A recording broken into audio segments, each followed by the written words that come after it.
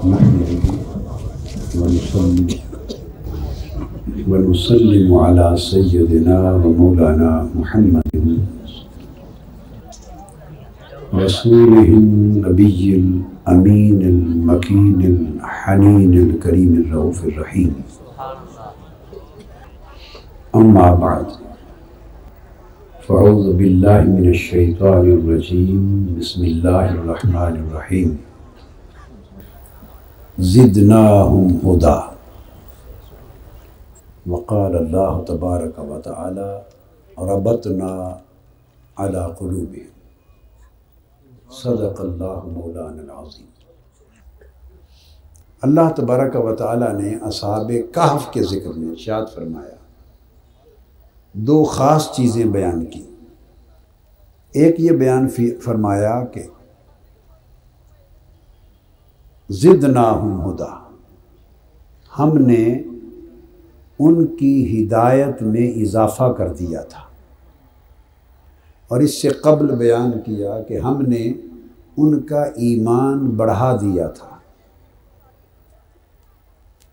پھر فرمایا ہم نے ان کی ہدایت میں اضافہ کر دیا تھا. اور پھر فرمایا وَرَبَطْنَا عَلَىٰ قُلُوبِهِمْ، اور ہم نے ان کے دل کو خاص ثبات عطا کر دیا تھا. اور ربطنا، اس کا مادہ ربط بھی ہے اور اسی قبیل سے لفظ رابطہ بھی ہے. اس میں یہ اشارہ ہے کہ ہم نے ان کے دل کو ربط اور رابطے والا دل بنا دیا تھا. ہم نے ان کے دل پہ رابطہ وارد کر دیا تھا اور ہم نے ان کے دل کو اپنے ساتھ ربط میں کر دیا تھا. یہ اصحاب کہف جو پہلے زمانوں کے اولیاء اللہ کی ایک جماعت تھی، اور ان کے دور میں جو بادشاہ تھا وہ کافر تھا اور ظالم تھا اور جابر تھا. اس کی وجہ سے ہجرت کر کے شہر اور گھر بار چھوڑ کر ایک غار میں کچھ عرصے کے لیے پناہ گزین ہوئے، چھپے اور اللہ کی عبادت میں مشغول ہونا چاہا.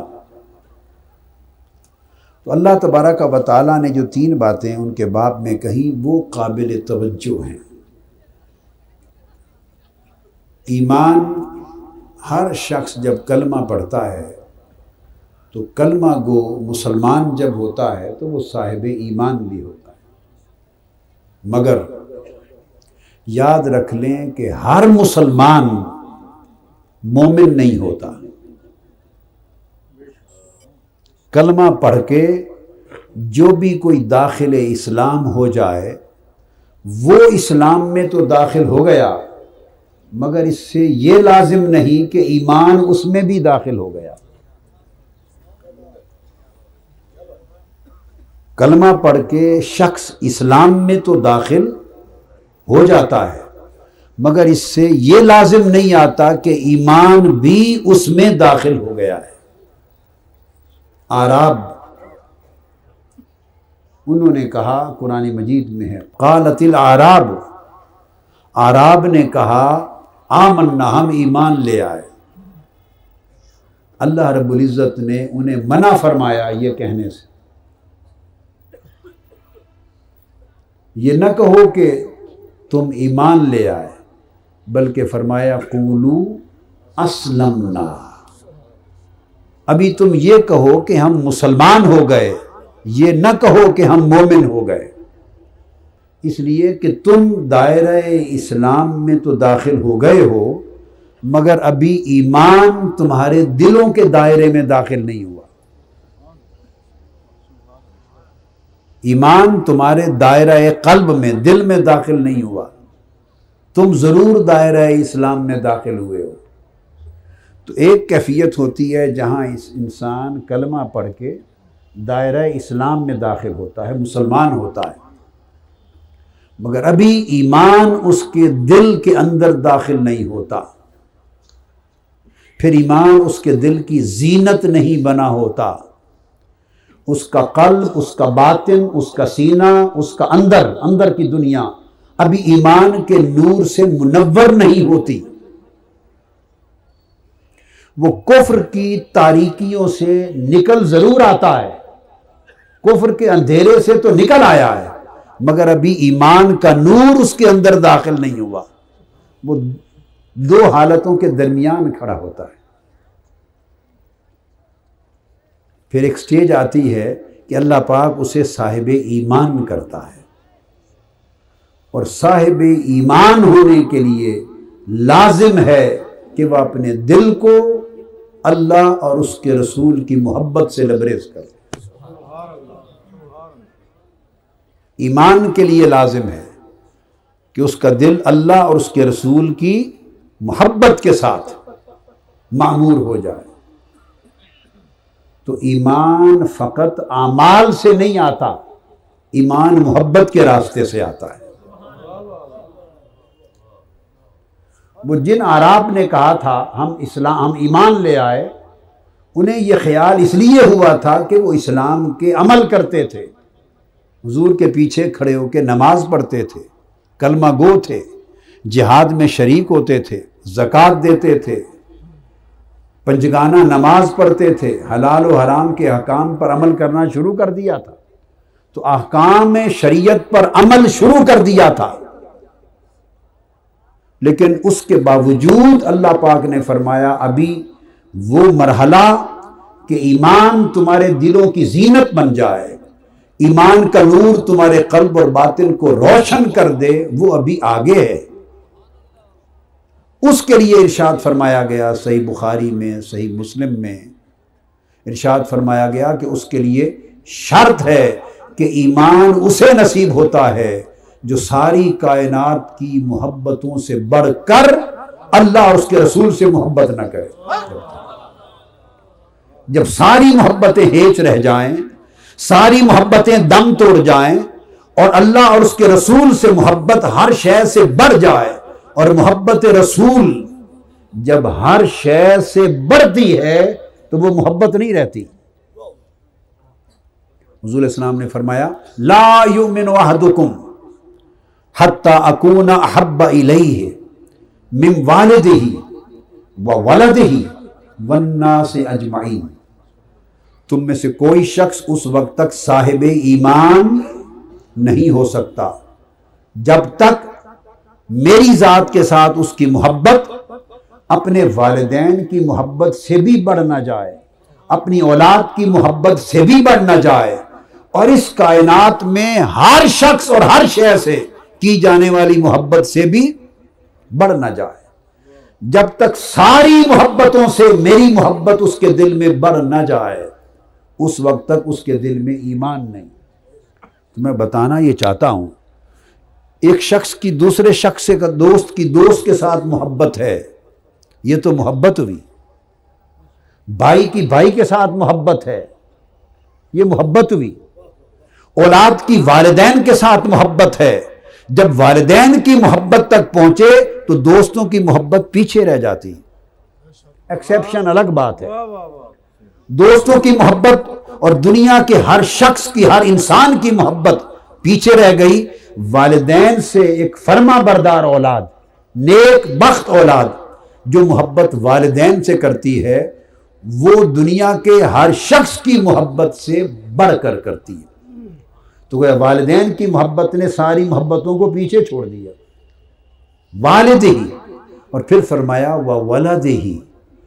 اور پھر ایک سٹیج ایسی آتی ہے کہ جب انسان شادی شدہ ہو جائے اور گود ہری ہو جائے اور اس کی اولاد ہو جائے، بچے بیٹے بیٹیاں جب سامنے آ جائیں تو ان کی محبت میں اتنا گرفتار ہوتا ہے، وارفتہ ہوتا ہے، گمگشتہ ہوتا ہے، اتنا آگے چلا جاتا ہے کہ پھر ایک سٹیج آتی ہے کہ ماں باپ کی محبت بھی پیچھے رہ جاتی، پھر وہ اولاد سے، ماں باپ سے بھی بڑھ کر محبت کرتا ہے۔ تو ماں باپ کی محبت، ماں کی مامتا کی محبت اولاد کے لیے محبتوں کی کائنات میں نقطہ کمال ہے، نقطہ معراج ہے، جو والدین کی محبت سے بھی آگے ہے، اعزاء اقارب کی محبت سے بھی آگے ہے، گھر بار کی محبت سے بھی آگے ہے، تجارت و کاروبار کی محبت سے بھی آگے ہے، دنیا کی سب دوستیوں اور رشتوں کی محبت سے بھی آگے ہے، ساری محبتیں نیچے ہیں۔ اولاد کی محبت اتنی اونچی ہے، ماں سے پوچھو وہ اپنی جان سے بھی بڑھ کر اولاد سے محبت کرتی، وہاں اپنی زندگی سے محبت بھی پیچھے رہ جاتی، اولاد کی محبت جان سے محبت سے بھی بڑھ جاتی۔ اب سوال یہ پیدا ہوتا ہے، یہاں تک تو تھی ساری محبتیں، دوستوں سے ہوئی تو محبت تھی، والدین سے ہوئی محبت تھی، اولاد اپنی جان سے ہوئی محبت تھی، اولاد سے ہوئی محبت تھی، اولاد کی محبت میں وارفتہ ہو گیا، سب کچھ کھو گیا، محبت تھی۔ تو آقا علیہ السلام نے اولاد جتنی محبت اب حضور سے کرنے کا نام تو ایمان نہیں رکھا کہ مومن تب ہوگا کہ میری محبت ماں کی مامتا سے بھی بڑھ جائے اور باپ کی محبت پدری سے بھی بڑھ جائے، جو محبت ماں باپ اولاد سے کرتے ہیں اس سے بھی بڑھ جائے۔ اب یہاں آپ کو جو نقطہ سمجھانا چاہتا ہوں وہ یہ کہ اولاد کی محبت تک تو محبت رہی، اب آپ کہیے کہ کسی سے ایسی محبت ہو جائے کہ اولاد کی محبت بھی دم توڑ دے پیچھے رہ جائے، اسے بھی محبت ہی کہیں گے، اس کو عشق کہتے ہیں۔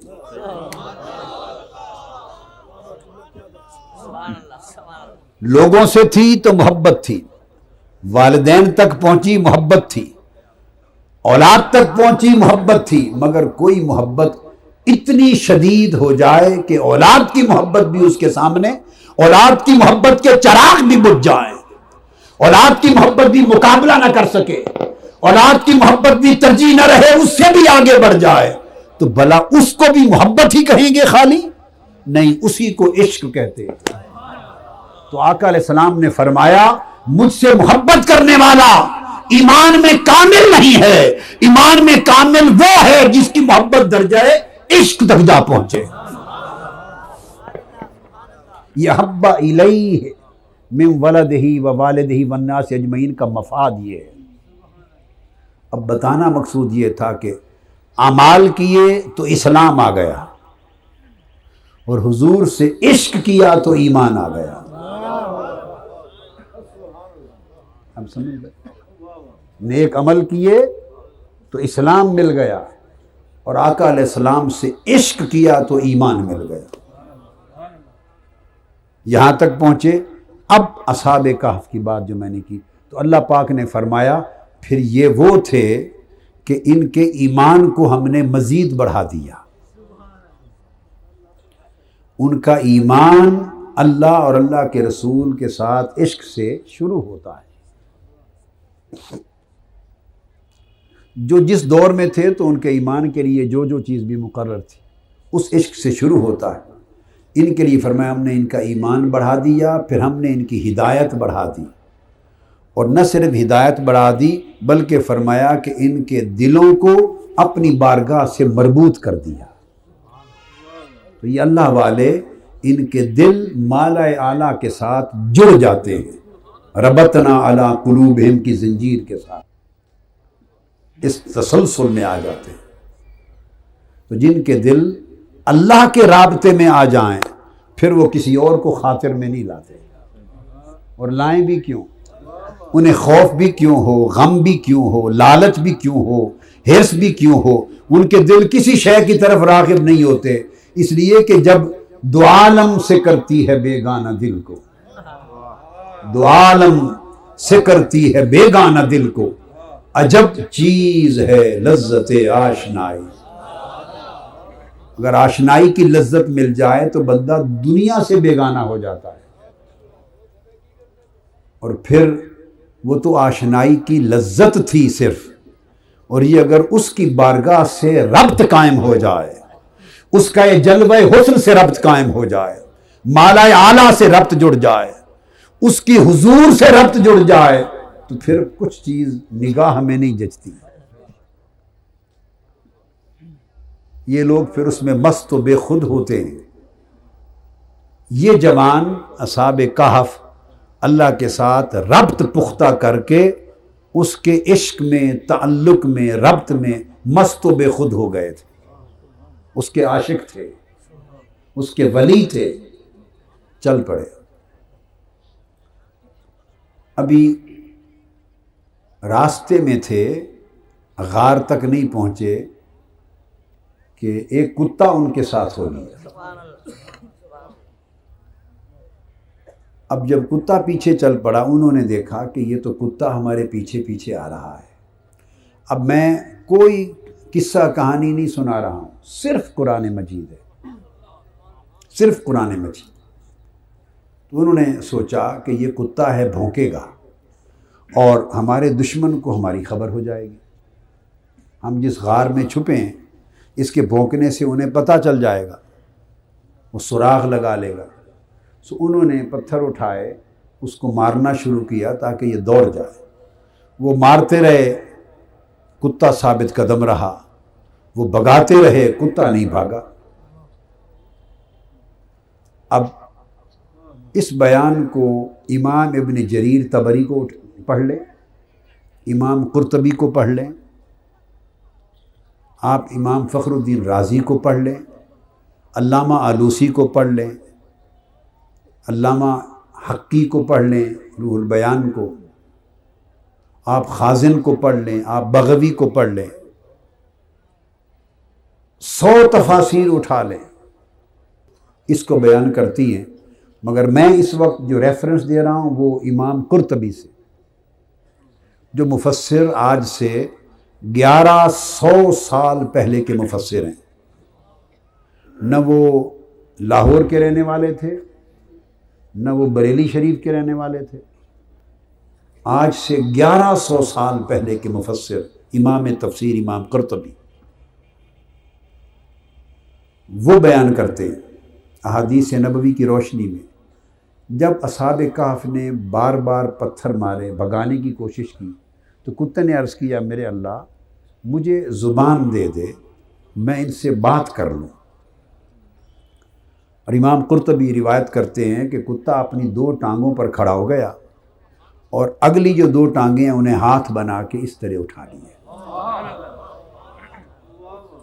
اور اس نے پوچھا ان سے اللہ والو مجھے کیوں بھگاتے ہو؟ اس نے سوال کیا، انہوں نے جواب دیا اس لیے کہ تو کتا ہے، تو بھونکے گا، ہمارے دشمن کو ہمارا پتہ چل جائے گا۔ اب اس نے جواب میں عرض کیا، اس نے کہا میں کتا ضرور ہوں مگر بھونکنے والا نہیں ہوں۔ کیا کہا میں نے؟ عرض کیا میں کتا ضرور ہوں مگر بھونکنے والا نہیں ہوں۔ سب کتے بھونکنے والے نہیں ہوتے۔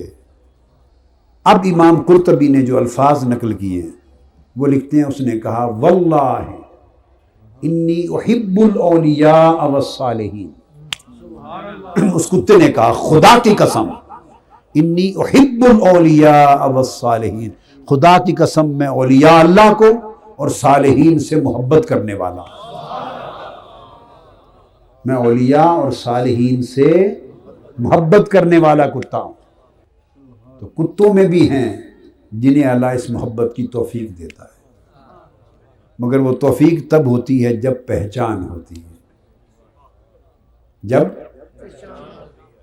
مگر اس میں ثابت قدمی تھی۔ جب انہوں نے یہ سنا کہ وہ قسم کھا کے کہتا ہے اور اللہ نے اس کو زبان دی ہے کہ میں اولیاء اور صالحین سے محبت کرتا ہوں، تو انہوں نے پھر بھگانے کا ارادہ ترک کر دیا، چل پڑے اور کتا پیچھے پیچھے ہو گیا۔ اب اس کو جو یہ موقع مل گیا ان کی خدمت میں رہنے کا، وہ ثابت قدمی سے ملا۔ کیا ملا؟ وہ پتھر مارتے تھے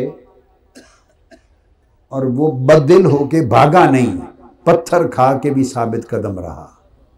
تو جس میں اتنا ثبات اور ثابت قدمی استقامت ہوتی ہے، وہ استقامت پہ رہے تو کچھ نہ کچھ بالآخر لے گزرتا ہے، استقامت سے ملتا ہے۔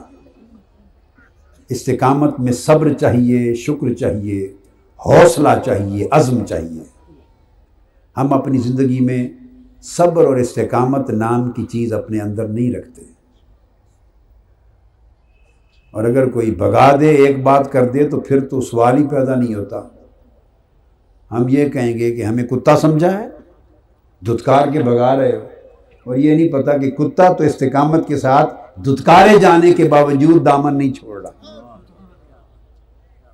استقامت پہ رہتے۔ کتا چل پڑا پیچھے، آپ غار میں چلے گئے، کتا غار کے دروازے پر بیٹھ گئے۔ قرآن مجید میں ہے کہ 309 سال تک، کتنا؟ 309 سال تک اصحاب کہف اس غار میں رہے۔ کہف غار کو کہتے ہیں، غار میں رہے۔ اللہ پاک نے ان پر صوت سرمدی طاری کی، اور 3 صدیاں وہ زندہ رہے۔ 3 صدیوں کے بعد جب اٹھے، ایک دوسرے کو دیکھا تو پوچھا کم لبثتم؟ قالوا لبثنا یوما او بعد یوم، پوچھا تم کہ ہم کتنی دیر یہاں ٹھہرے ہوں گے؟ انہوں نے کہا لگتا ہے ایک دن یا اس دن کا تھوڑا سا حصہ رکے۔ ایک آدمی تو نہیں تھا، آدمی تو آگے بیان آئے گا، زیادہ تھے۔ جب پوچھا کم لبثتم تو ہر ایک نے ایک دوسرے سے پوچھا، اور جب جواب دیا لبثنا یوما او بعد یوم، ہم شاید ایک دن یا چند گھنٹے، دن کا کچھ حصہ ٹھہرے ہیں، تو ایک دوسرے کو دیکھ کر کہہ رہے تھے۔ اس وقت انہوں نے ایک دوسروں کے کپڑے بھی دیکھے ہوں گے، یہی دیکھنا ہوتا ہے نا، چہرہ اور لباس کے ساتھ جسم بھی دیکھا ہوگا، بال بھی دیکھے ہوں گے، بڑھاپا، جوانی، عمر کا فرق آیا نہیں آیا، سب کچھ دیکھا ہوگا۔ لباس میں، شکل میں، چہرے میں، بدن میں، تازگی میں، کسی شے میں رتی برابر فرق نہیں پایا، تو تب کہنے لگے کہ شاید چند گھنٹے لیٹے ہیں۔ اگر وہ 3 صدیاں ان پہ بیت گئی ہوتی تو بال سفید ہو گئے ہوتے، چہروں پر جھریاں آ جاتی، لیٹے رہنے سے 300 سال تک کپڑوں پر ہی بل آ جاتے، میلے ہو جاتے، اور اگر کپڑے میلے دیکھتے، چہرے پر بل دیکھتے، بڑھاپے کے آثار دیکھتے، تو وہ جو کچھ بھی اندازہ کرتے، کم سے کم یہ نہ کہتے کہ ایک دن یا چند گھنٹے ٹھہرے ہیں، یہ نہ کہتے، ایک دن یا ایک دن کا کچھ حصہ ٹھہرے ہیں۔ اس کا مطلب بڑا واضح ہے قرآن مجید میں کہ 300 سال کا زمانہ دنیا پہ بیت گیا، اور وہ دنیا پہ بیتی ہوئی 3 صدیاں ان کے لیے چند گھنٹے بھی نہ بنی، چند منٹ بنے۔ وہ جس طرح لباس کے ساتھ آئے تھے، لباس بھی نہ بگڑا، بدن بھی نہ بگڑا، چہرہ بھی نہ بگڑا، بڑھاپا بھی نہ آیا، تازگی بھی متاثر نہ ہوئی۔ دوستو، اسی طرح میں ایک مثال دے کے کہا کرتا ہوں کہ یہ جو کہف ہے، غار، یہ قبر کی مانند ہے۔ اگر پہلی امتوں کے ولی 300 سال غار میں لیٹ کر اس طرح تر و تازہ رہتے ہیں کہ جیسے چند گھنٹے پہلے آ کے سوئے ہیں، تو امت مصطفیٰ کے ولی 3 صدیاں کیا 3000 سال بھی رہیں تو تر و تازہ کیوں نہیں رہیں گے؟ یہ قرآن سے آپ دیکھیے ایک سوال پیدا ہوتا ہے کہ اولیاء کرام کی نسبت جب آپ سوچتے ہیں کہ اللہ پاک انہیں قبروں میں زندہ رکھتا ہے، ایک ہے روحانی طور پہ زندہ رہنا، اور ایک ہے جسم کا بھی سلامت رہنا۔ اب اس پر پوچھا جاتا ہے یا ذہن میں سوال آتا ہے کہ جسم بھی سلامت رہ سکتے ہیں، اس پر دلیل کیا ہے؟ میں نے قرآن کی نص سے دلیل دے دی۔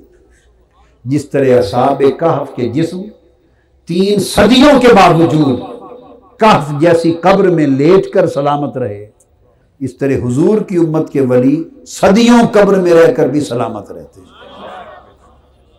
اس کی وجہ ربطنا علی قلوبہم، وہ زندہ از خود اور سلامت از خود نہیں رہے تھے، انہیں سلامت اس اللہ کے ساتھ ربط نے رکھا تھا کہ جسم تو فرش پہ لیٹے تھے مگر ربط نے انہیں تعلق عرش پہ جوڑ دیا تھا، وہ مالا اعلیٰ سے جڑے ہوئے تھے، اللہ کی انوار و تجلیات کا ہر لمحہ نزول ہوتا تھا، اس کے تعلق اور ربط نے انہیں اللہ پاک کی حفاظت کے دائرے میں کر رکھا تھا، اس کے لطف و کرم کی خوراک ملتی تھی، انوار و تجلیات کی غذا ملتی تھی، اس کی عنایات ملتی تھی، اس کی نوازشات ملتی تھی، اس کی تجلیات کا ورود ہوتا تھا، جس طرح سورج دور رہ کر اپنی شعاعوں اور روشنی سے زمین پر اگنے والے پودے کو تر و تازہ رکھتا ہے، وہ سورج پودے کے اندر نہیں ہوتا، اپنے مقام پر ہوتا ہے، مگر اپنی دھوپ کے اثر سے پودا سلامت رکھتا ہے۔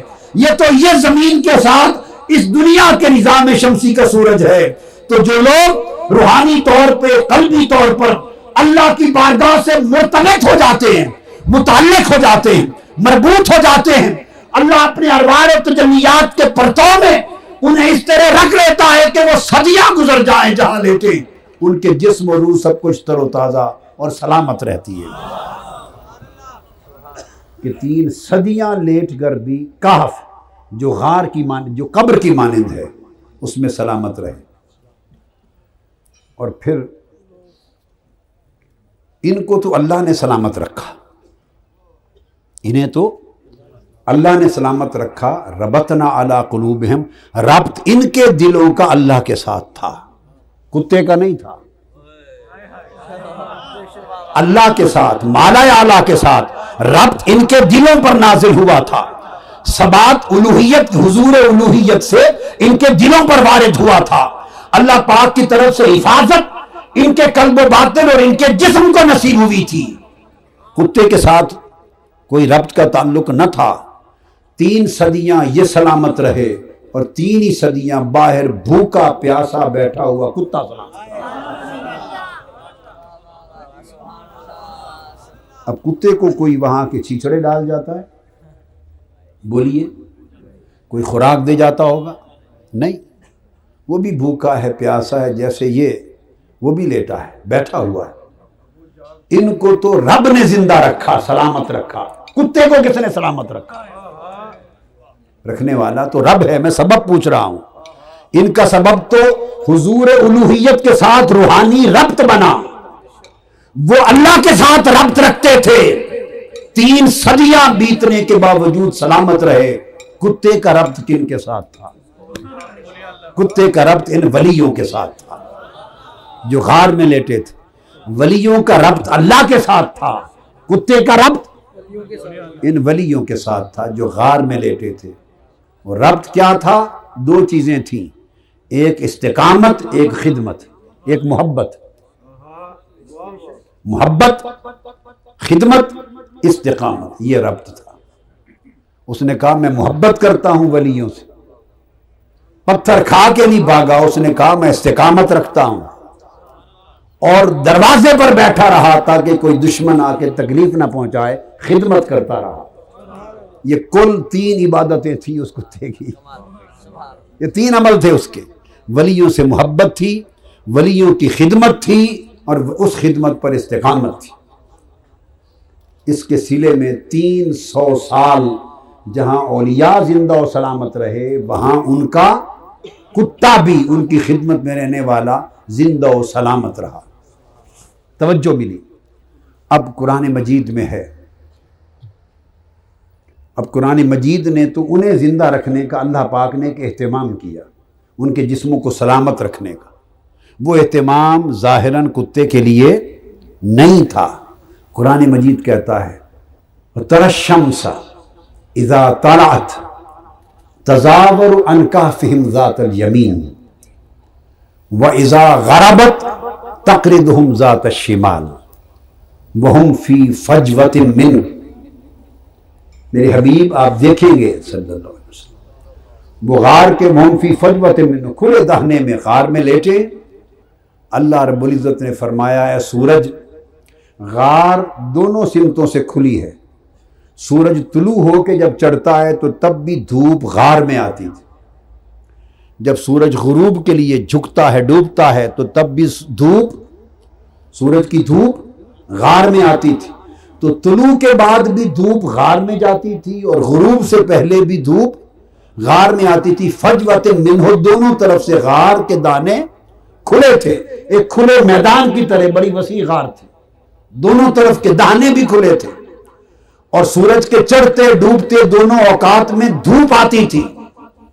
اللہ رب العزت نے فرمایا سورج، یہ غار میرے ولیوں کا مسکن بن گئی ہے 300 سال کے لیے، وہ آرام فرمائیں، اے سورج جب تک یہ اٹھ نہ جائیں 300 سال تک تو غروب طلوع سے لے کے غروب تک اپنے راستے بدل لے،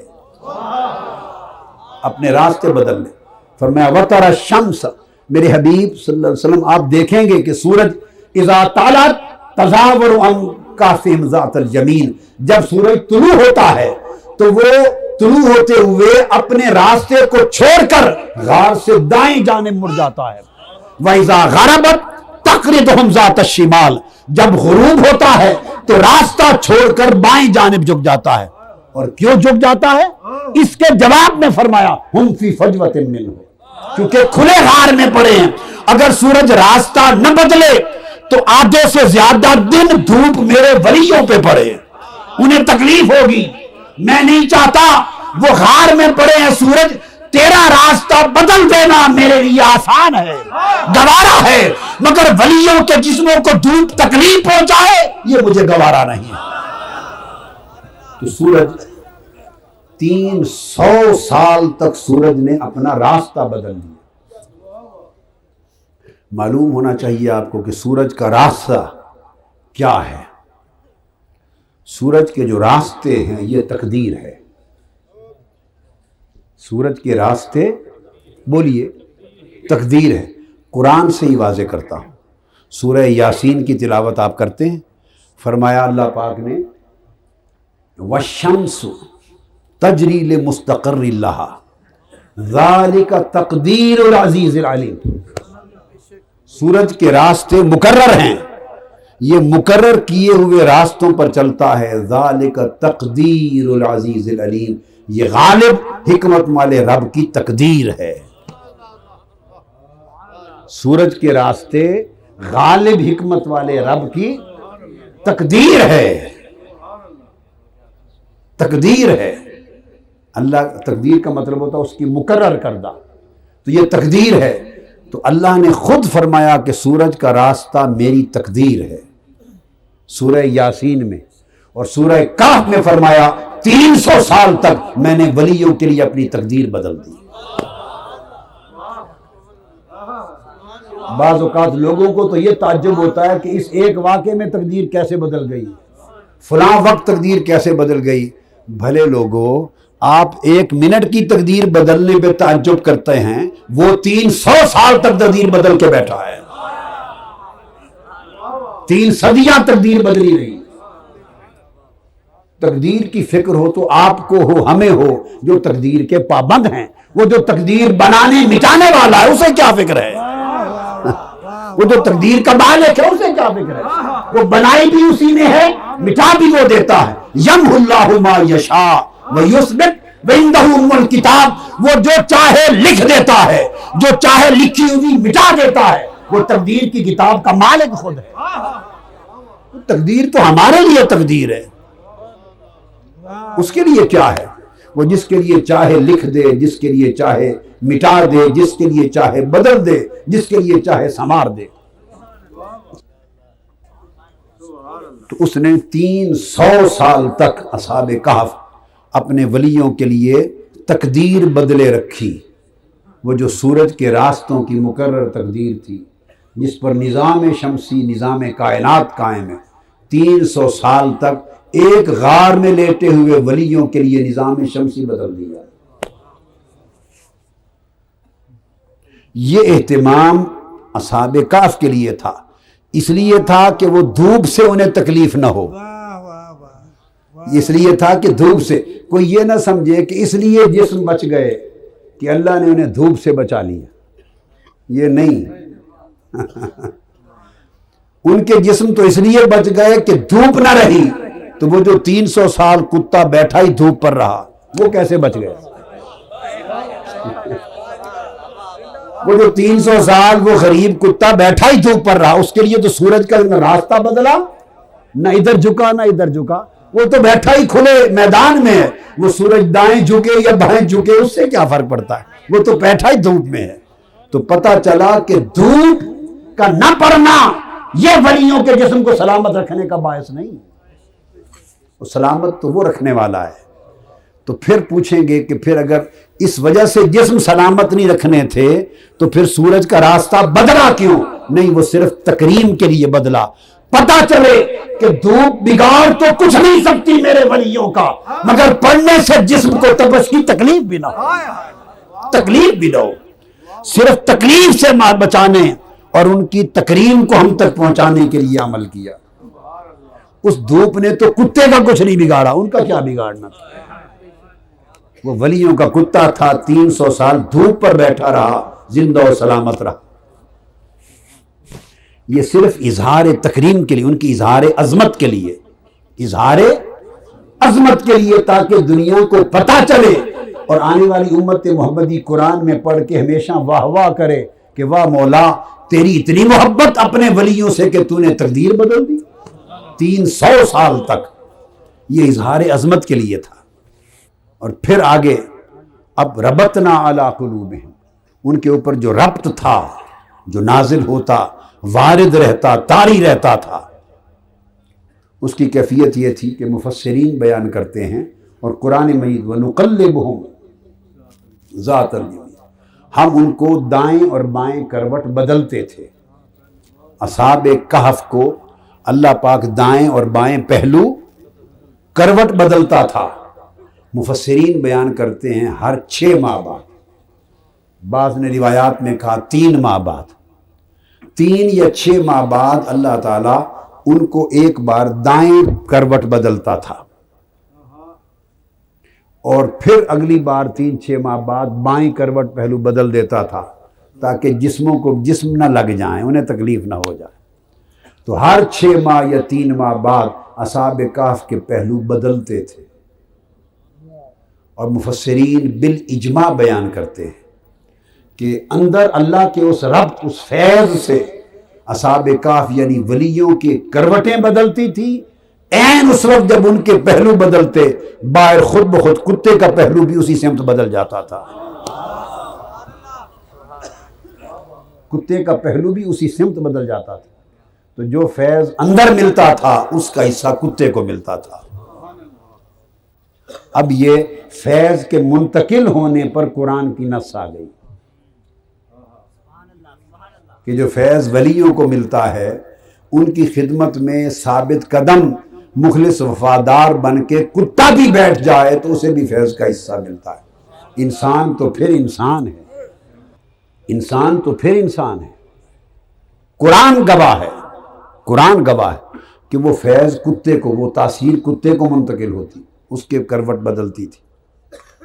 یہ تو قرآن ہے۔ یہاں ایک واقعہ کوٹ کر دوں کرامات میں سے۔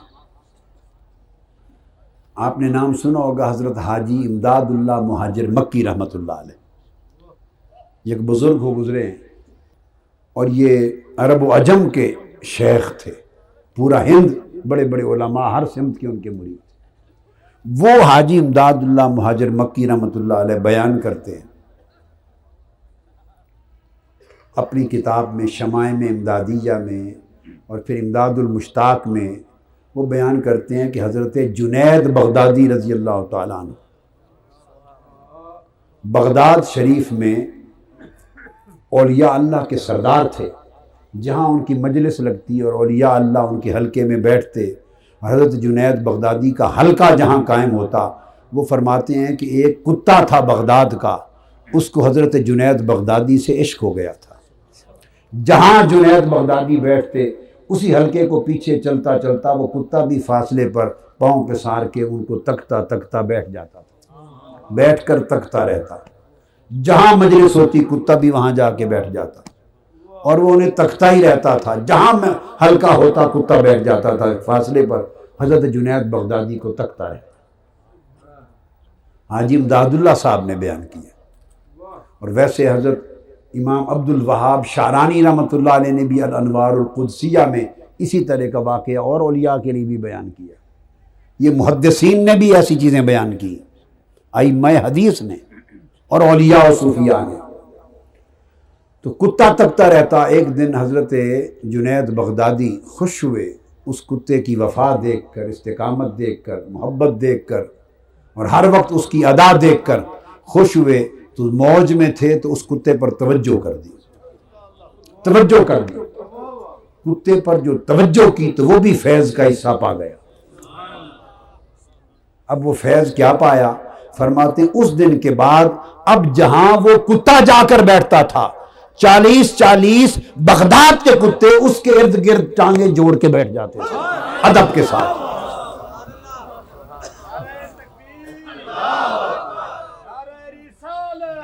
شہر بغداد کے کتے جہاں وہ کتا بیٹھتا اس کے ارد گرد حلقہ بنا کے کتے بیٹھ جاتے اور کتے اس کتے کو تکتے رہتے،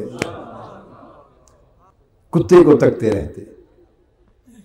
تو گویا بغداد کے کتوں کو پہچان ہو گئی تھی اور اس کو فیض ملا کہ اسے اللہ کے ولیوں کی پہچان ہو گئی تھی۔ تو اگر پہچان کتے کو ہو جائے، وفادار ہو جائے، وہ بھی محروم نہیں رہتا۔ اور ایک طرف ہم انسان ہیں، وہ میاں محمد صاحب نے کہا ہے نا، کبھی کتے بازی لے جاتے ہیں، کتے بازی لے جائے، وہ کتا بازی لے گیا۔ یہ بات میں نے بعد میں اس لیے بتائی کہ کوئی کہہ سکتا ہے کہ یہ تو ولیوں کی بیان کی ہوئی ایک حکایت ہے، ہم نہیں مانتے۔ کوئی ضروری نہیں آپ کا جی چاہے مانے نہ مانے، اب تو قرآن کی بیان کر چکا ہوں، اس کا انکار کیا کریں گے؟ تو 300 سال تک کتا ان سے فیض کا اکتساب کرتا تھا۔ پھر نتیجہ کیا ہوا؟ اللہ رب العزت نے ارشاد فرمایا اس کتے کو جو فیض ملا اس استقامت اور وفاداری کے نتیجے میں، تو قرآن مجید میں آگے اللہ رب العزت نے اصحاب کہف کی تعداد بیان کی کہ اصحاب کہف کتنے تھے، یہ بیان کی، اور پھر اس کے کرم کا، یہ تو کتا ولیوں کا وفادار بنا، خادم بنا، محب بنا، تو اتنا فیض پا گیا اس نصیب کہ قرآن ہے اور کتا اس قرآن کا مضمون بن گیا ہے۔ کوئی آپ کی میری لکھی ہوئی کتاب کا مضمون نہیں، اللہ کے کلام کا مضمون ہے۔ کیا لگے اللہ کی وحی اور کیا لگے کتا، اس کتے پر وحی اللہ کی نازل ہو رہی ہے، کتے کے مضمون پر، کتے کے واقعے پر، کتے کے حال پر۔ آپ کہیں گے کیسے؟ حتیٰ کہ قرآن مجید میں اللہ پاک نے اس کتے کے بیٹھنے کی جو ادا تھی، جو ولیوں کے دروازے پر جس ڈھنگ سے بیٹھا تھا، آپ نے بھی کسی کے گھر اگر کتا ہو، کئی شوقیہ رکھنے والے ہوتے ہیں، اللہ انہیں توفیق نہ دے، کئی شکار کے لیے رکھتے ہیں، کئی ریچھوں کے لیے رکھتے ہیں، ریچھوں والوں کو اللہ توفیق نہ دے، شکار کے لیے جائز ہے، پہرے کے لیے جائز ہے، تو کتے رکھتے ہیں۔ زندگی بھر جس نے بھی کتا رکھا ہے، ایمان سے کہیے، وہ صبح و شام بیٹھتا ہے۔ کبھی آپ نے بھی اپنے کتے کے بیٹھنے کی ادا، ڈھنگ، طور طریقہ غور سے دیکھا ہے؟ آپ سے پوچھا جائے کہ کتا آپ کا کس طرح بیٹھتا ہے، ابرپٹلی، فوری طور پر آپ اس کی ادا، بیٹھنے کا طریقہ بتا سکتے ہیں کہ اس طرح اگلی ٹانگیں کرتا ہے، اس طرح پچھلی کرتا ہے، میرا کتا یوں بیٹھتا ہے کوئی آپ میں سے جو کتے کے بیٹھنے کی ادا بتا سکے؟ یہ ایسی چیز ہی نہیں کہ کوئی اس پر دھیان کرے، کتا رکھنے والا بھی دھیان نہیں، شاید کتے کو شوق کے لیے پالنے والا بھی کوئی نہیں جانتا ہوگا کہ بیٹھتا کیسے ہے۔ آپ دھیان نہیں کرتے، اور قربان جائیں اس صدق، وفا، استقامت اور خدمت کا صلہ کتے کو یہ ملا کہ اللہ پاک نے اصحاب کہف کے دروازے پر کتے کے بیٹھنے کی ادا تک بھی بیان کی۔ وَقَلْبُهُمْ بَاسِطٌ ذِرَاعَيْهِ بِالْوَصِيدِ، اس طرح اگلے پاؤں پساڑ کر اور اس طرح پہلو رکھ کے کتاب وہ بیٹھا ہوا تھا غار کے دہنے پر۔ اللہ پاک نے اس کے اگلے پاؤں، پچھلے پاؤں بچھاڑ کر پہلو کے بل اس طرح بیٹھنے کی جو ادا ہے، اس کو قرآن کی وحی کا مضمون بنایا۔ قرآن میں اس ادا کو بیان کیا ہے۔ اس رب کے کرم دیکھیے جو اپنے محبوب ولیوں کے کتے کی بیٹھنے کی ادا کا ذکر کرتا ہے، تو اسے اپنے ولیوں کی ادا سے کتنا پیار ہوگا، اپنی ولیوں کی اداؤں سے، ان کے اٹھنے بیٹھنے سے کتنا پیار ہوگا۔ تو کتے کے بیٹھنے کا انداز بیان کیا قرآن مجید میں، اور پھر آگے بیان کیا عدد کیا تھا اصحاب کہف کا، کتنے تھے۔ قرآن مجید میں ارشاد فرمایا یقولون، بعض لوگ قریب کہیں گے سیقولون ثلاثۃ، رابعہم کلبہم۔ اللہ پاک نے فرمایا کچھ لوگ کہیں گے، ابھی آپ سے پوچھیں گے یہ کتنے تھے اصحاب کہف، تو فرمایا قرآن مجید میں کچھ لوگ کہیں گے کہ 3 تھے۔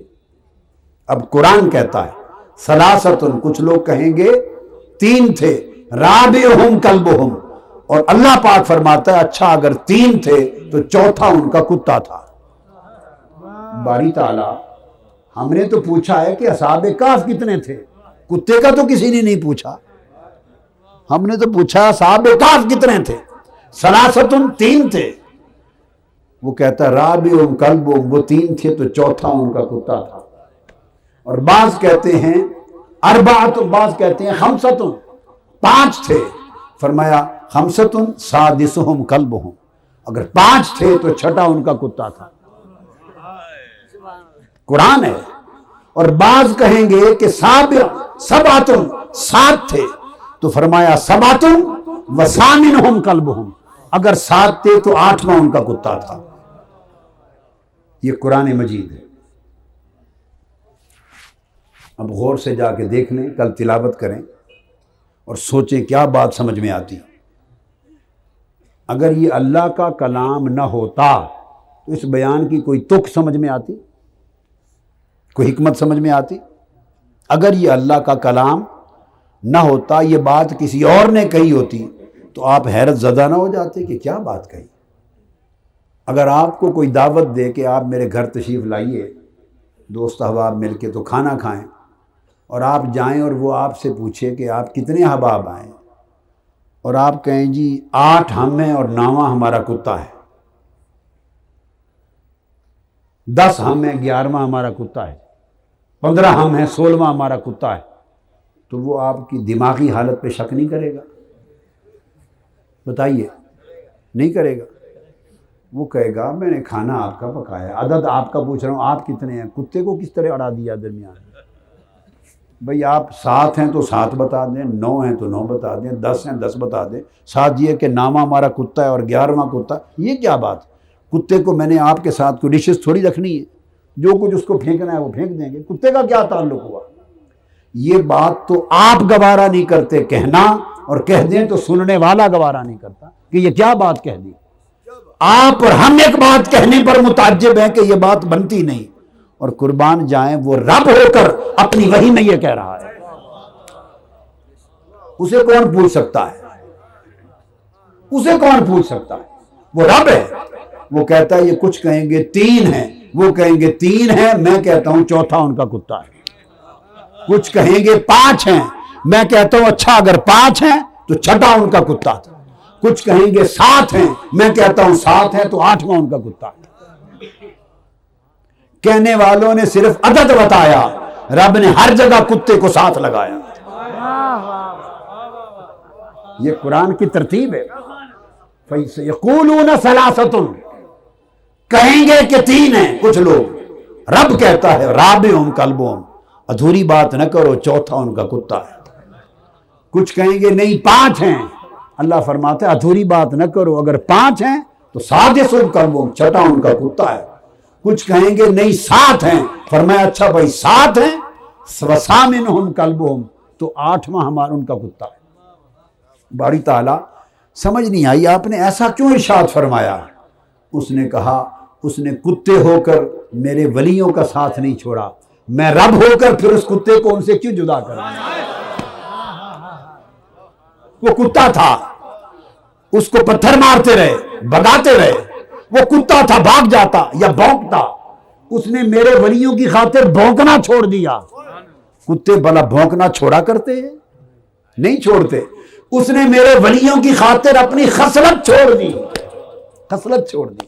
آپ میری بات سمجھیں، میرے ولیوں کی خاطر ان کی ادب میں محبت میں خصلت چھوڑ دی، اور میرے ولیوں کی خاطر ان کی سنگت نہیں چھوڑی، تو میں رب اس کو صلہ دینے والا ہوں، تو میں صلہ دینے پہ آؤں تو میں اس کا ذکر ان کے ساتھ سے ہٹا دوں؟ میں نے بھی جوڑ دیا، اور اب جوڑا ایسا جوڑا ہے کہ قرآن میں کتا ولیوں کے ساتھ ہے، جنت میں بھی کتا ولیوں کے ساتھ ہے۔ تو انسان ان کی سنگت میں آ کر اگر خدمت، استقامت، محبت اور اتباع ان کی پیروی، یہ 4 خوبیاں اپنا لے، ان کے نقش قدم پہ چلے، ان کی زندگی کے طور طریقوں کا رنگ ڈھنگ اپنا لے، اگر وہ یہ 4 خوبیاں پیدا کر لے تو آپ تصور کر سکتے ہیں کہ اس پر اللہ کے فیضان اور کرم کا عالم کیا ہو۔ اب جو بڑی لطیف بات کہنا چاہتا ہوں، جس پر کبھی توجہ نہیں گئی، کسی مفسر نے آج تک ان 2 باتوں کو آپس میں نہیں جوڑا۔ آپ 1000 کتب تفسیر کی اٹھا لیں، کل تفاسیر اٹھا لیں اول تا آخر، کل تفاسیر، کسی مفسر نے، امام تفسیر نے آگے جو بات کہنے والا ہوں ان 2 چیزوں کا تعلق آپس میں نہیں جوڑا۔ بڑے تعلق کی بات تھی، وہ بات بتانا چاہتا ہوں آپ کو۔ جب یہ مضمون سارا ختم ہو گیا سورہ کاف میں، جس میں سارا مضمون کتے کی سنگت کا تھا، ولیوں کی سنگت میں استقامت کا تھا، وفا کا تھا، پھر اس پر رب کے صلہ اور عطا کا تھا، جب یہ سارا بیان مکمل ہو گیا تو اس سے آگے اللہ پاک نے ایک نیا بیان شروع کیا۔ جو نیا بیان اس کے ساتھ جوڑا وہ یہ تھا، کتے کا ولیوں کی سنگت میں جم کر بیٹھا رہنا اور دھتکارنے کے باوجود استقامت پہ ڈٹے رہنا، اور ولیوں کا در، ان کی مجلس اور ان کی دہلیز چھوڑ کر نہ جانا۔ اس مضمون کو مکمل کر کے آگے اللہ پاک نے فرمایا وَاصْبِرْ نَفْسَكَ مَعَ الَّذِينَ يَدْعُونَ رَبَّهُمْ بِالْغَدَاةِ وَالْعَشِيِّ يُرِيدُونَ وَجْهَهُ۔ کتے کا، اصحاب کا، ولیوں کی سنگت میں جم کر بیٹھنا اور رب کی طرف سے صلہ عطا پا جانا، اس مضمون کو مکمل کرنے کے بعد اللہ نے آگے نیا مضمون جو تعلیم کے لیے دیا، اس میں فرمایا بندے ابھی تو نے سن لیا کہ کتے کا کیا حال تھا، میرے ولیوں کی سنگت میں کس طرح جم کے بیٹھا رہا، پھر میرے لطف و کرم کی بہار اسے کیسے ملی، ابھی پڑھ لیا؟ ہاں باری تعالیٰ پڑھ لیا۔ فرمایا سن، اب کتے کی مثال یاد رکھ، اگلا حکم سن، وَاصْبِرْ نَفْسَكَ مَعَ الَّذِينَ، تو بھی میرے ولیوں کی سنگت میں اسی طرح جم جا۔ یہ چیز تفسیروں اور کتابوں میں نہیں تھی، یہ صرف قرآن میں ہے، صرف قرآن میں۔ مثال پہلے بیان کے بعد اس کو کہتے ہیں ربط بین الآیات۔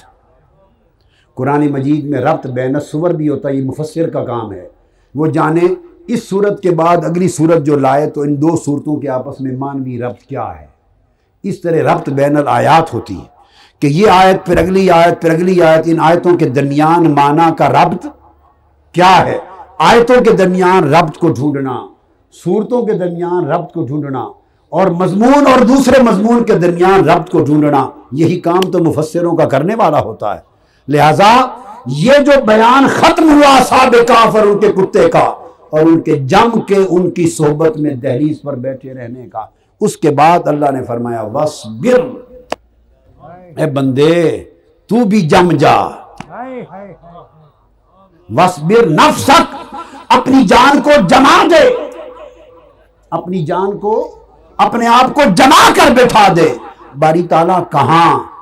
فرمایا جیسے کتا جم کے بیٹھ گیا تھا ولیوں کے در پر، تو بھی وَاصْبِرْ نَفْسَكَ مَعَ الَّذِينَ، تو بھی میرے ان بندوں کی سنگت میں جم کر رہ، میرے ان بندوں کی صحبت میں جم جا، میرے ان بندوں کی سنگت، صحبت، رفاقت اور ان کی مجلس میں اچھی طرح استقامت کے ساتھ بیٹھ جا اور نہ ہٹ۔ باری تعالیٰ تیرے کون سے بندے؟ مَعَ الَّذِينَ، میرے ان بندوں کی سنگت میں جم جا۔ باری تعالیٰ کون سے بندے؟ فرمایا میرے وہ بندے، نفسک مع الذین یدعون ربہم بالغداۃ والعشی، جو صبح و شام مولا کو یاد کرتے ہیں، جو صبح و شام مولا کو یاد کرتے ہیں۔ اور باری تعالیٰ پھر یاد جو کرتے ہیں تو چاہتے کیا ہیں؟ فرمایا یریدون وجہہ، نہ دنیا کے منصب چاہتے ہیں، نہ مال و دولت چاہتے ہیں، نہ صلہ اور عطا چاہتے ہیں، نہ اجر و ثواب چاہتے ہیں، نہ جنت کے درجے چاہتے ہیں، نہ حور و قصور چاہتے ہیں، کچھ نہیں چاہتے۔ تو مولا پھر کیا چاہتے ہیں؟ صبح و شام جو تجھے یاد کرتے ہیں تو کیا چاہتے؟ فرمایا یریدون وجہہ، یار کا مکھڑا چاہتے ہیں۔ وہ صرف اس کے طالب دیدار ہوتے ہیں، اس کے مکھڑے کے طلبگار ہوتے ہیں۔ ہائے ہائے ہائے ہائے، تو فرمایا وَاصْبِرْ نَفْسَكَ مَعَ الَّذِينَ يَدْعُونَ رَبَّهُمْ بِالْغَدَاةِ وَالْعِشِيِّ يُرِيدُونَ وَجْهَهُ۔ اے بندے، ابھی تو نے پڑھا نا، جیسے وہ کتا 300 سال بن کھائے بن پیے، دھوپ میں، گرمی میں، شدت میں، سردی میں جم کے بیٹھا رہا میرے ولیوں کے در پر، تو بھی اس طرح جم کے بیٹھ جا، ان کی مجلس و سنگت میں جم جا۔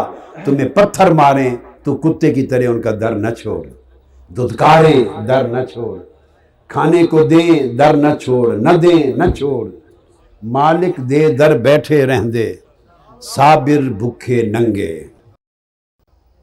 جنہاں دلاں وچ عشق نہ رچیا، جنہاں دلاں وچ عشق نہ رچیا، کتے انہاں تھی چنگے، مالک دے در بیٹھے رہندے، صابر بھکھے ننگے۔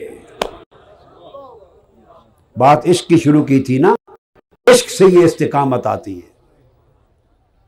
عشق کا ایک ہی اجر ہے، یار کا مکھڑا تکنا، یار کی مسکراہٹ کا مل جانا۔ عشق اس کے سوا کسی اجر کا قائل نہیں ہے، نہ کسی اجر کا حاجت مند ہے۔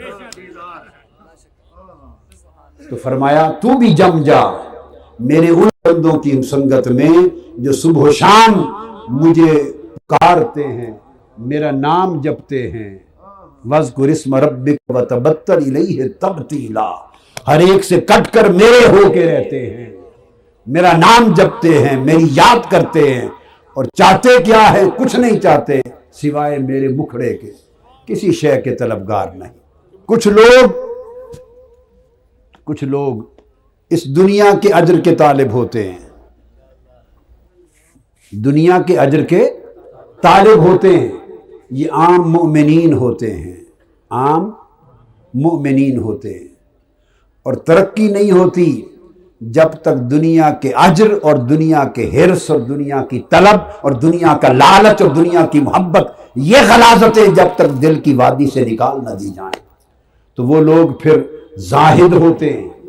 جب زہد آتا ہے تو زہد عن الدنیا، پھر دنیا دلوں سے نکل جاتی ہے، دنیا دلوں سے نکل جاتی ہے، دنیا کی محبت نکل جاتی ہے، دنیا کا حرص نکل جاتا ہے، دنیا کی طلب و رغبت نکل جاتی ہے، دل دنیا کی غلاظت میں ملوث نہیں رہتے۔ وہ لوگ زاہدین ہوتے ہیں، وہ زاہدین ہوتے ہیں، اور ان کی کیفیت یہ ہوتی ہے کہ دل دنیا سے الگ ہوتے ہیں اور آخرت کے طلبگار ہوتے ہیں۔ وہ خود دنیا سے نہیں نکلتے، خود دنیا سے نہیں نکلتے، دنیا کو خود سے نکال دیتے ہیں۔ میں خاص بات بتا رہا ہوں، خود دنیا سے نہیں نکلتے کہ دین کے تقاضے پورے کرنے ہیں، فرائض ہیں، خود دنیا سے نہیں نکلتے، دنیا کو خود سے نکال دیتے ہیں۔ یا یوں سمجھیے کہ خود تو دنیا میں رہتے ہیں، خود تو دنیا میں رہتے ہیں، مگر دنیا کو خود میں نہیں رہنے دیتے، دنیا کو خود میں نہیں رہنے دیتے، دنیا کی محبت کو جڑوں سے اکھاڑ کر دل کی زمین سے نکال دیتے ہیں۔ اور اللہ کی عزت کی قسم، کسی فقیری کی الف بے شروع نہیں ہو سکتی جب تک دل دنیا کی محبت سے خالی نہ ہو جائے۔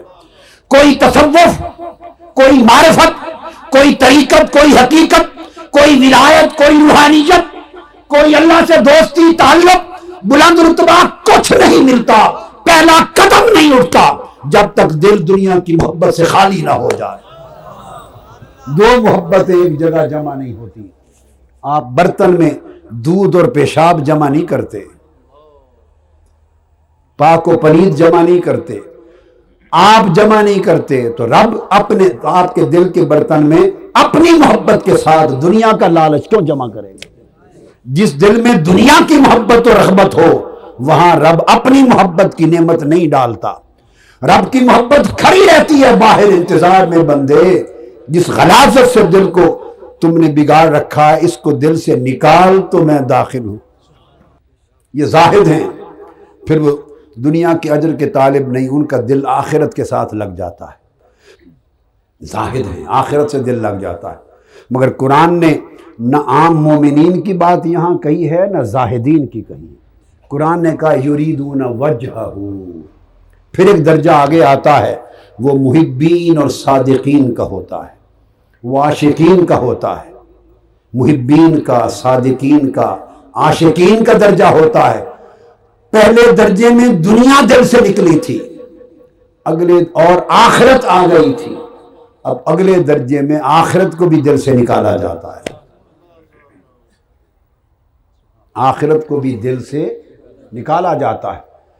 اہل اللہ کے لیے، اولیاء اللہ کے لیے جس طرح دنیا کی محبت کا دل میں رہنا فتنہ ہے، اس طرح آخرت کی رغبت اور لالچ کا دل میں رہنا اس سے بڑا فتنہ ہے۔ حضرت بایزید بستامی رحمۃ اللہ علیہ فرماتے کہ اگر دنیا کا خیال آ جائے مجھے، دنیا کا، تو میں اپنی طہارت کو حاصل کرنے کے لیے وضو کرتا ہوں۔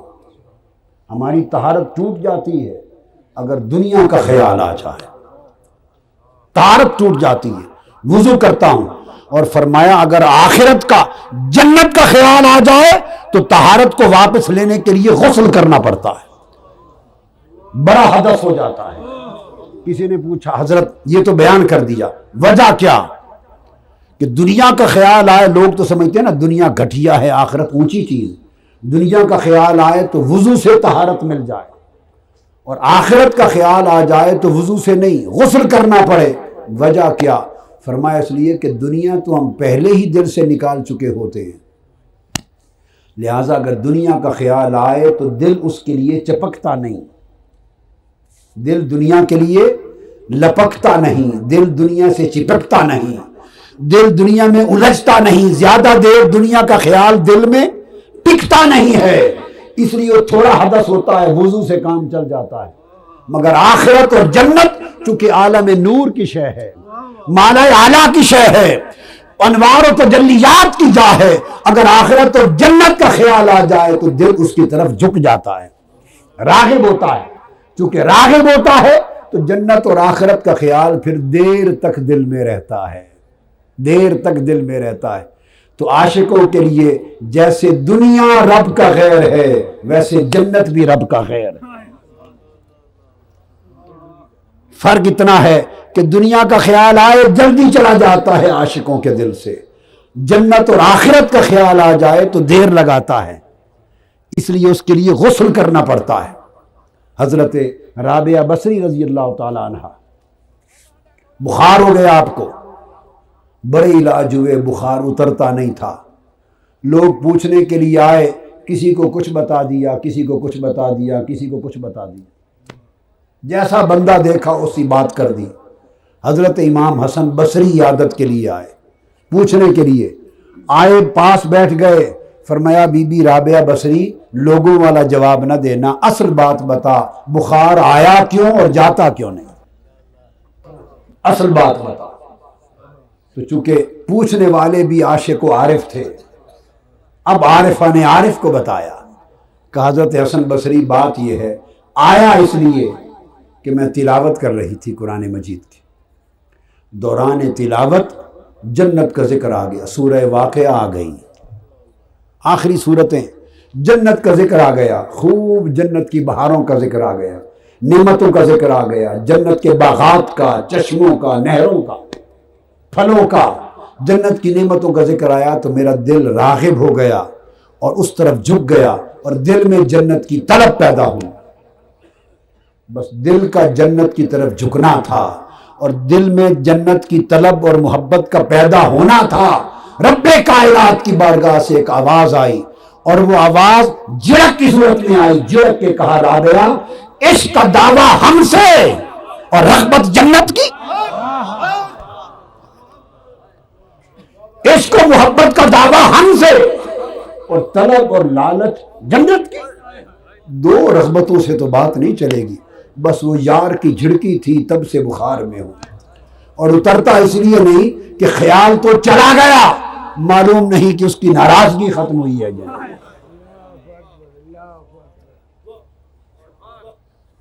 دنیا دل سے نکلتی ہے، آخرت آتی ہے، پھر آخرت دل سے نکلتی ہے، پھر صرف یار آتا ہے۔ اس کا ذکر کیا یریدون وجہہ، ان کی مجلس میں بیٹھ جو نہ طالب دنیا ہو نہ طالب آخرت ہو۔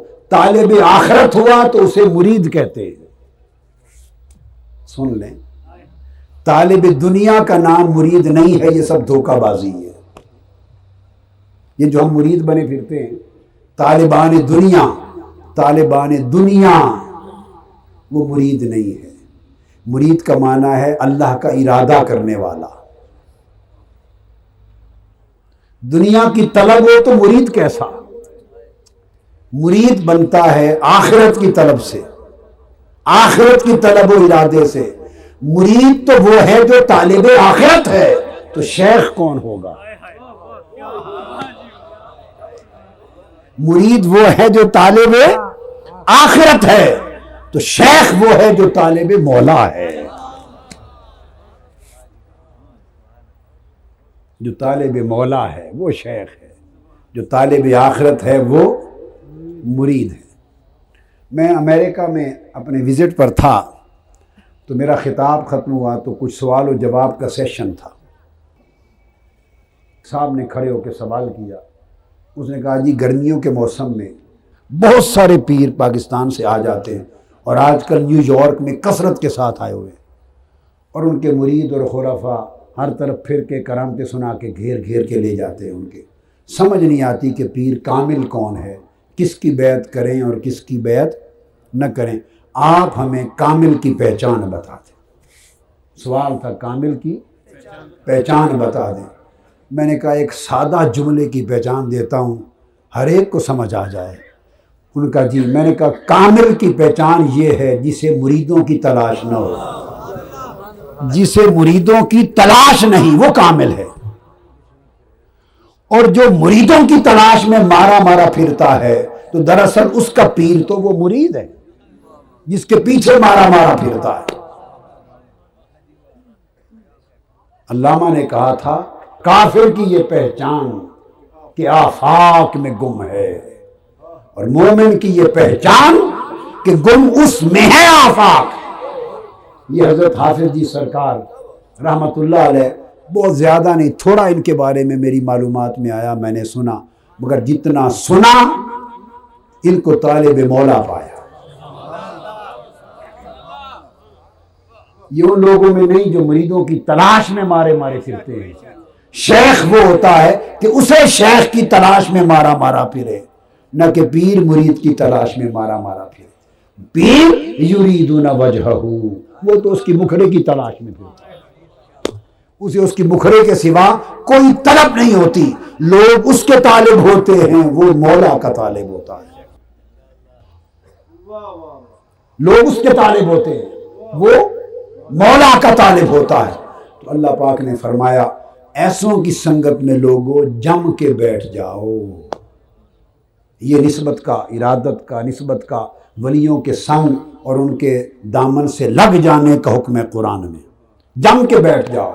اور پھر آگے ایک بات کہی بڑی لطیف، اور فرمایا وَلَا تَعْدُ عَيْنَاكَ عَنْهُ، ان کے ساتھ جم جاؤ، جڑ جاؤ، ان کی سنگت میں بیٹھ جاؤ، ان کا دامن نہ چھوڑو۔ کون؟ جو مولا کے طالب ہیں۔ اور پھر وَلَا تَعْدُ عَيْنَاكَ عَنْهُ، اور ان کو تکتے رہا کرو، ان کو تکتے رہا کرو، ان کے چہروں سے آنکھیں نہ ہٹانا۔ یہی عبادت ہے۔ جب ولی کی مجلس میں آؤ، اس لمحے نماز فرض پڑھنا فرض ہے، فرض نماز پڑھنا فرض ہے۔ نماز فرض کے علاوہ جب ولی کی صحبت میں بیٹھو، نہ نفل نہ تسبیح، فقط تکنا عبادت ہے، کیونکہ اس کو تکنا اس کی مجلس میں یہ نفلی عبادتوں سے اعلیٰ ہے۔ پھر جب رات کو آپ عبادت کے لیے، ریاضت کے لیے اپنی جگہ پہ چلے گئے، پھر ساری رات عبادت کریں، مگر جب اس ولی اللہ والے کی مجلس میں بیٹھیں تو بس صرف اس کو تکتے ہی رہیں، اس کو تکتے ہی رہیں، تکتے ہی رہیں، اس کو تکنا عبادت ہے۔ اور پھر فرمایا وَلَا تَعْدُ عَيْنَاكَ عَنْهُمْ، اپنی آنکھیں ان کے چہروں سے نہ ہٹانا۔ حضور علیہ السلام نے فرمایا النظر الی الکعبۃ عبادت، جب کعبے میں جاؤ اگر تلاوت بھی نہ کر سکو، طواف نہ کر سکو، زمزم نہ پی سکو، کوئی کام بھی اگر نہیں کر رہے، فقط صحن کعبہ میں بیٹھ کے کعبے کو تک رہے ہو، یہی عبادت ہے۔ اور ایسی عبادت ہے کہ اس صحن سے باہر نکلو پوری کائنات میں یہ عبادت کہیں میسر نہیں، فقط کعبے کو تکنا عبادت ہے۔ اور پھر حضور کی بارگاہ میں آقا نے فرمایا یہ کعبے کو تکنا عبادت ہے، اور ایک اور تکنا بھی بتا دوں، النظر الی وجہ علی یہ عبادت ہے، یہ علی کے چہرے کو تکنا عبادت ہے، یہ کعبے کو تکنا، یہ چہرہ علی کو تکنا۔ اور پھر یہ فضیلت ہر ایک کو اس کے درجے کے مطابق ہے، یہ تو خصوصیت کے لیے آقا نے فرمایا۔ کیا آقا علیہ السلام نے فرمایا صحابہ کرام سے، حل انبئکم بخیارکم، اگلی تیسری حدیث، کیا تمہیں بتا دوں کہ بھلے لوگ کون ہوتے ہیں؟ اچھے لوگ، اللہ والے اچھے لوگ کون ہوتے ہیں؟ صحابہ کرام نے عرض کی یا رسول اللہ بتا دیں، فرمایا خیارکم الذین اذا رؤوا ذکر اللہ، فرمایا اچھے لوگ، بھلے لوگ، ولی لوگ وہ ہوتے ہیں کہ ان کے چہروں کو تکو تو خدا یاد آ جائے،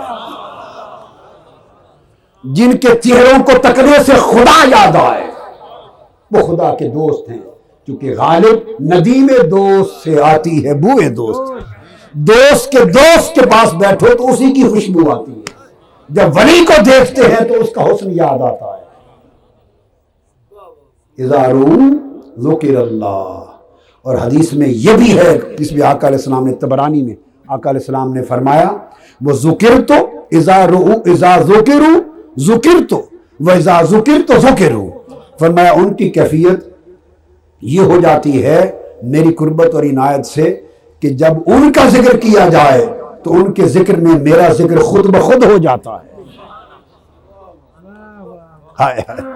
ان کا ذکر کیا جائے تو میرا ذکر، یعنی انہیں یاد کیا جائے تو میری یاد آ جاتی ہے، اور مجھے یاد کیا جائے تو ان کی یاد آ جاتی ہے۔ تو جو چہرے رب کی یاد دلا دیں وہ عبادت ہے، جو چہرے رب کی یاد دلا دیں وہ تکنا عبادت ہے۔ تو فرمایا ولا تعد، یہ قرآن کی نص تھی، اس پر سند احادیث کی دے دی، فرمایا ولا تعد عیناک عنہم، اور ان کی اپنی آنکھیں ان کے چہروں سے نہ ہٹانا، جم جم کے تکتے رہو، ادھر فرمایا جم جم کے بیٹھے رہو، اب فرمایا جم جم کے تکتے رہو۔ تو باری تعالیٰ اگر نگاہ ہٹا دی، ان سے نگاہیں پھیر لی، تو جو ان کو تکتے رہتے ہیں وہ عبادت کی روح کو پاتے ہیں، اور جو ولیوں سے نگاہیں پھیر لیتے ہیں، باری تعالیٰ اگر نگاہ ان سے پھیر لی تو کیا ہوگا؟ فرمایا وَلَا تَعْدُ عَيْنَاكَ عَنْهُمْ تُرِيدُ زِينَةَ الْحَيَاةِ الدُّنْيَا، اگر نگاہیں ان سے پھیر لی تو دنیا کی زینت میں غرق ہو جاؤ،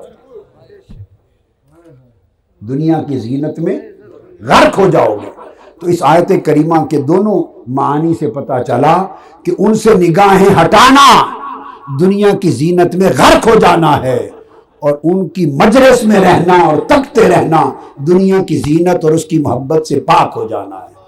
تو جس کی مجلس دنیا کی محبت گھٹا دے وہ اللہ والا ہے، جس کی مجلس صحبت اور زیارت دنیا کی محبت گھٹا دے، جس کی مجلس میں بیٹھو اس کی باتیں سنو، اس لمحے دل دنیا سے اکتا جائے اور دل کہے یار چھوڑ چلو یہ نگری، اس نگری میں کیا رہنا، چلو یار کے ساتھ تعلق ناتا جوڑنے کے لیے کہیں اور چلے۔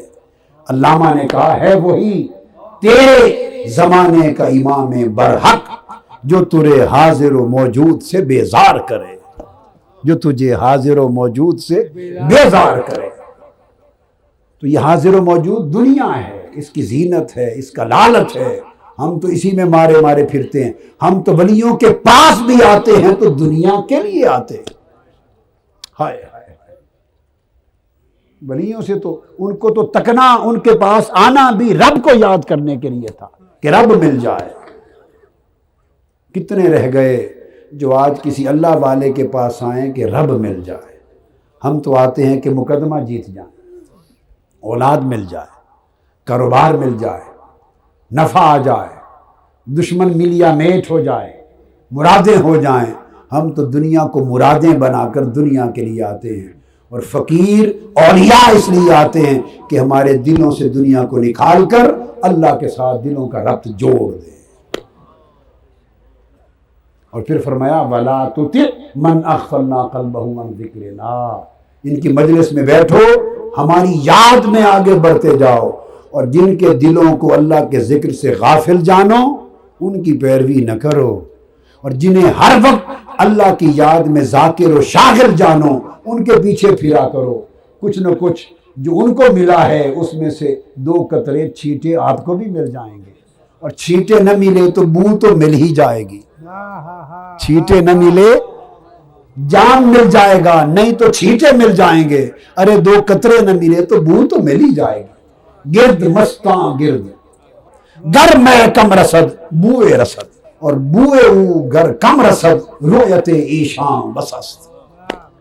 مست عاشقوں مستوں کے ارد گرد گھوما کرو، مستوں کے ارد گرد پروانہ جس طرح شمع کے گرد گھومتا ہے، مستوں کے گرد گھوما کرو، تو کیا ہوگا کہ شاید کہ ایک آدھ جام تمہیں بھی مل جائے۔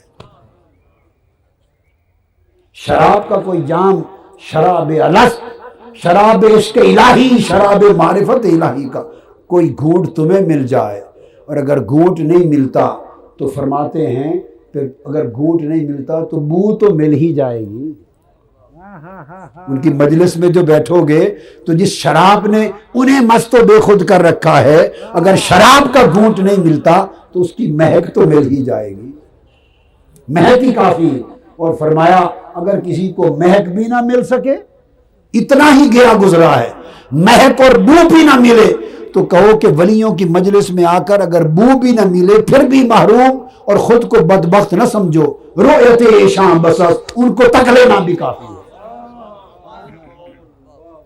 ان کو تک لینا بھی کافی ہے، کیونکہ یہ وہ لوگ ہیں کہ جو بھی ان کا ہم نشین ہو، ہم مجلس ہو، آ کے بیٹھے وہ محروم نہیں رہتا، کچھ نہ کچھ لے کے جاتا ہے۔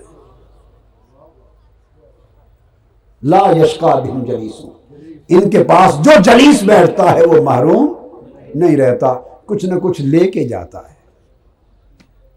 اللہ تبارک و تعالی ہمیں اچھا حال عطا کر دے، استقامت والا حال عطا کر دے، اور دنیا بہت دیکھ لی آپ نے، دنیا کا کوئی حسن اور دنیا کی کوئی کیفیت اور کوئی چاہت لذت کی شے نہیں ہے، لذت ہے تو مولا کے تعلق میں ہے، لذت اور حلاوت اور شیرینی اور کیفیت اور نشہ ہے، دنیا کی کسی شے کا نشہ محبوب کے عشق کے نشے جیسا نہیں ہے، اس کی قربت و معرفت کے نشے جیسا نہیں ہے۔